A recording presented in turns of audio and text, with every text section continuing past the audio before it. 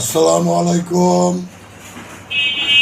পবিত্র সোমবার দিন সকালবেলা আল্লাহ পাক কাছে প্রার্থনা করতেছি, আল্লাহ পাক তামাম দুনিয়ার মুসলমানের বাবা মা আত্মীয় স্বজন ভাই বেরাদার কবরে শুয়ে আছে, সেই কবরখানা তুমি জান্নাতের বাগান বানা দিও আল্লাহ।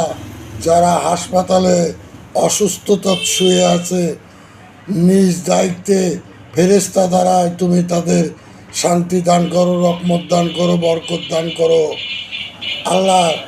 যারা ছোটোখাটো অসুস্থ নিয়ে ব্যবসা বাণিজ্য গাড়ি ঘোড়া চালাচ্ছে, তাহারে তুমি নিজ হাতে শান্তি দিলে দান করো আল্লাহ। যে যে রোজগারি করে আল্লাহ, হালাল পথের রোজগারিকে তুমি বরকত দান করো, তুমি রহম দান করো আল্লাহ, রহমত দান করো। পবিত্র সোমবার। আসসালামু আলাইকুম।